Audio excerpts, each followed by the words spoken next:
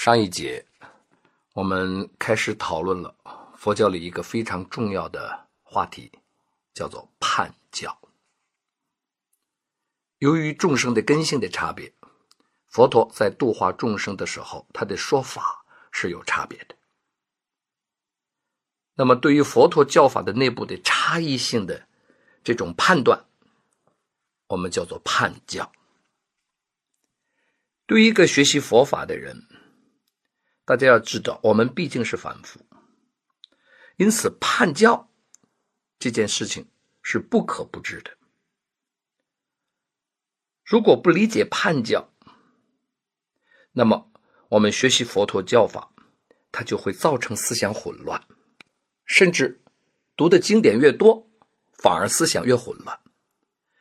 因为佛陀在不同的名言系统里边，佛陀在不同层次、不同角度去说法的时候，往往有的时候他的相同的名言却表达着不同的法义。比如说初始教法、二始教法、三始教法都讲缘起。初始教法讲12缘起，二始教法讲缘起性空，三始教法讲阿赖耶识缘起。虽然都用了一个缘起的词，但是在这三世不同教法当中，它的法义是不一样的，不能混淆。如果读初始教法的时候，你去联想二始教法，去混同三始教法，那一定造成思想混乱。所以我再次强调这个问题，就是判教的重要性。那么佛陀在经中有判教，这是最权威的，就是佛陀在解深密经当中，佛陀自己把自己的一生的教诲分成了3个不同的角度，3个不同的层次，或者说叫3套不同的名言系统，分别起名叫佛陀的初始教法、二始教法和三始教法。昨天我们讨论了初始教法，我把它概括为8个字，叫做四谛无我、涅槃、寂静。那么初始教法讲苦集灭道这4条道理，其中就是用12因缘、12缘起来解构我们凡夫对人我执的执着。因此初始教法讲了一个很重要的道理，就是人无我。所以初始教法的一条重要的道理是人我空。但由于初始教法呢，它只是解构了人我，而对法我这个问题悬置了。因此在初始教法当中，对于诸法的真实性，那么这个问题它是回避的。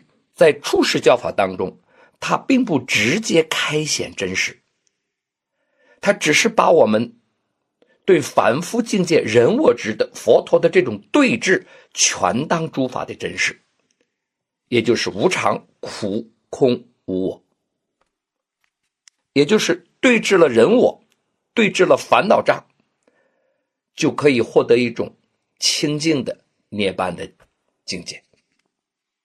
这是佛陀的初始教法。昨天我们也已经开始讨论了二始教法。二始教法我也把它总结为8个字，叫做二谛无生，实相离言。佛陀在二始教法当中，在解构我们凡夫自以为的真实世界的时候，他用了一个特定的模式，就叫二谛，2条道理。哪2条道理？就叫做世俗谛与圣义谛。佛陀用二谛的模式在二始教法解构我们凡夫自以为的真实。大家注意，他解构的范围要大于初始教法。初始只是用12缘起来解构人我，佛陀在二始教法当中，他用二谛不仅解构人我，同时解构法我，叫做人法皆空。而且佛陀在二始教法当中，进而还要讲一切法无生。所以二世教法的第一个道理就是二谛无生。那么由于佛陀在二世教法当中，在解构我们凡夫境界的真实的时候，他对名言的解构是极其彻底的。因此佛陀二世教法为了保持教理的前后的一致性，所以佛陀二世教法在表达真实性上，他是用了一种遮权的方式，他并不直接谈什么是真实，因为他认为我们凡夫的名言是无法全表真实的。这就是我们通常说的叫言语道断，心行出灭。所以佛陀在二世教法当中，他的实相离言，他是用一种否定模式，只能说不是什么的模式来全表真实，这是二世教法的特点。好，下边我们就开始谈三世教法。三世教法我也把它总结为8个字，叫做万法为实，直陈真实。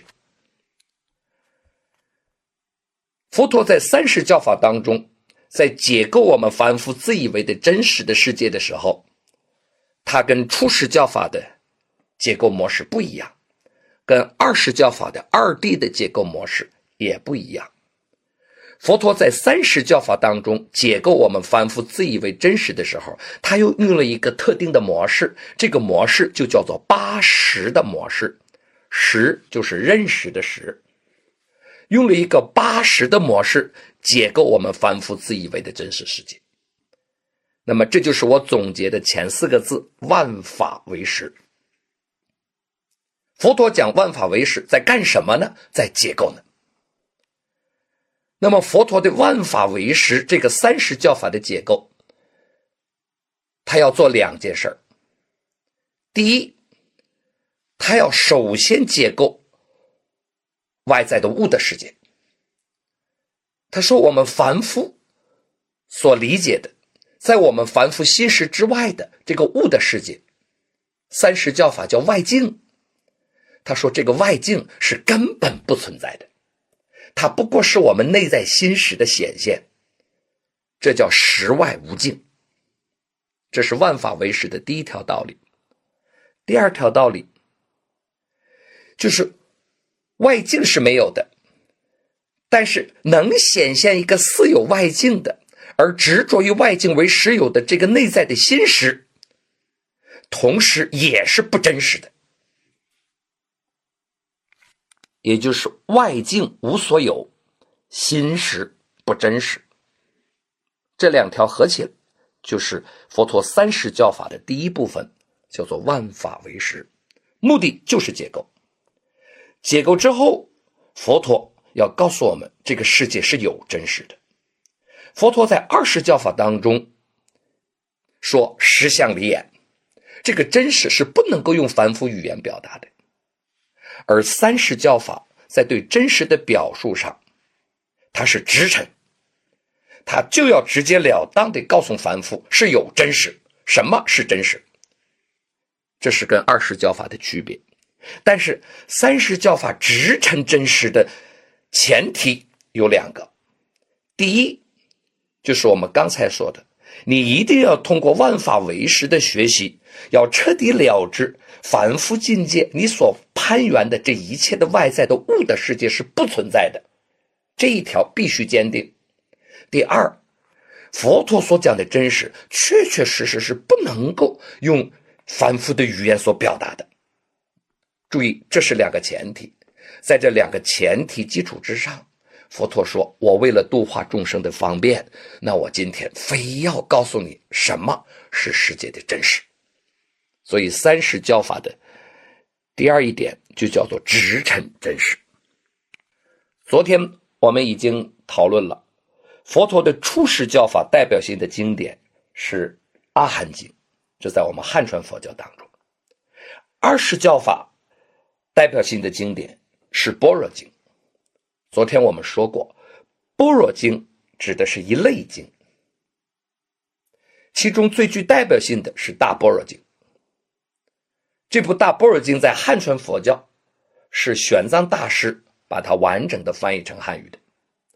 我们念的金刚经就是这部大般若经的16个部分当中的第9部分。金刚经属于般若经，属于佛陀20教法的经典，所以20教法代表性经典是般若经。那佛陀30教法的经典代表性经典是哪部经？首先解深密经，还有一部很重要的经典叫做楞伽经。这个伽字就是立人旁加个加减的加，这个字现代有人念楞伽经，也有人念楞伽经，其实这部经严格应该念楞伽经。楞伽就是斯里兰卡那个兰卡，楞伽经。佛陀30教法，如果我们选择代表性经典的话，那我们首选解深密经和楞伽经。好的，我们对解深密经里边的判教，佛陀的初始、二始、三始这个30教法做了这样一个简单的介绍。其实大家要理解，在解深密经里边，佛陀判为初始教法的法，其实就是我们前面所讲的小乘佛教的法。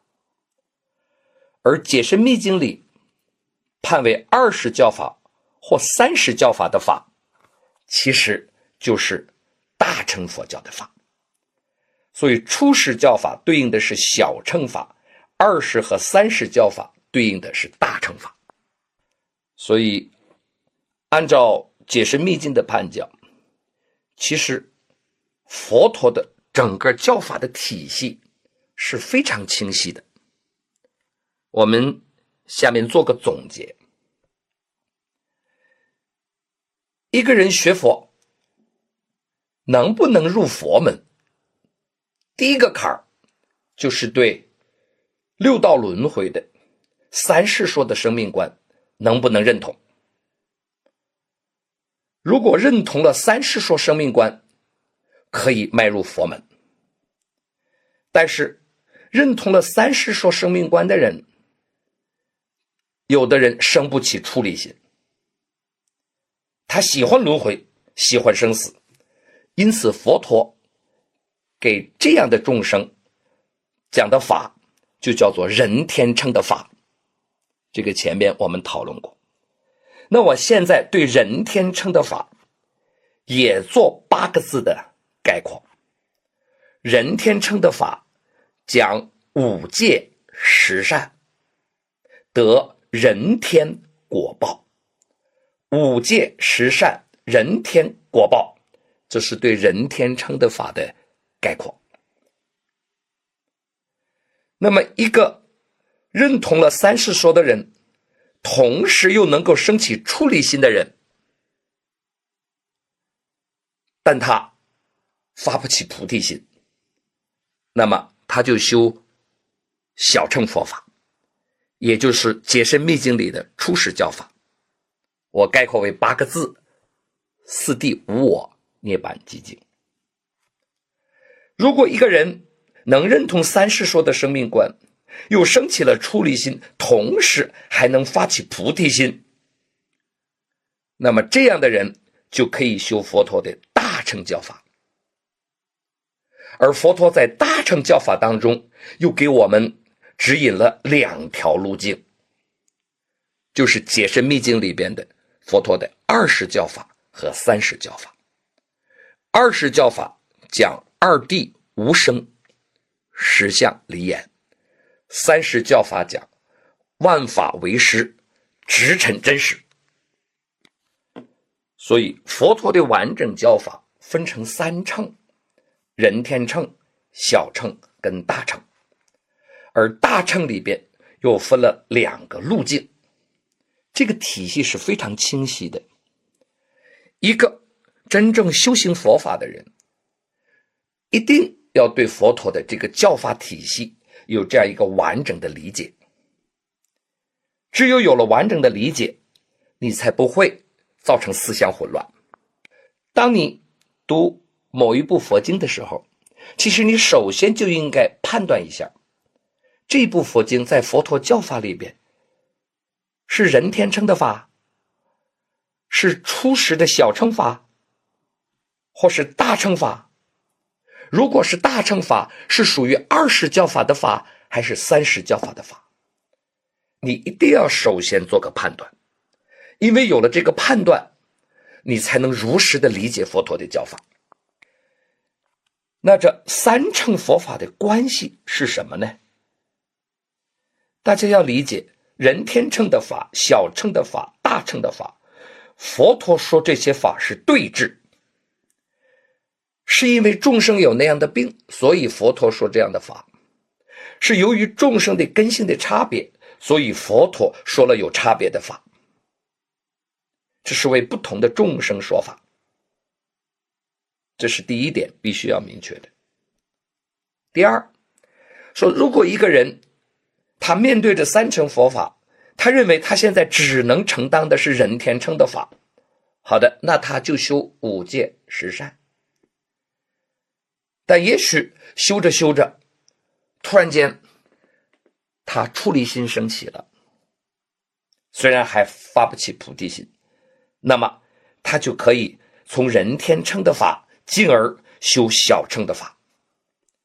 如果他还能升起菩提心，那么他就可以修大乘的法，这就叫做回俗向圣，也就是摆脱了我们世俗凡夫那种只渴望轮回不希求涅槃的这样一种状态，而寻求了解脱，这叫做回俗向圣，这是完全有可能的。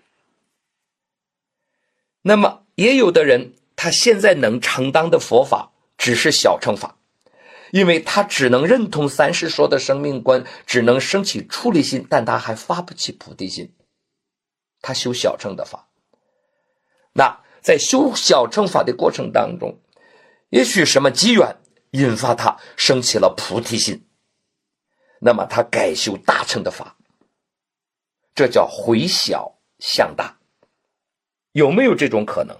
完全有这种可能。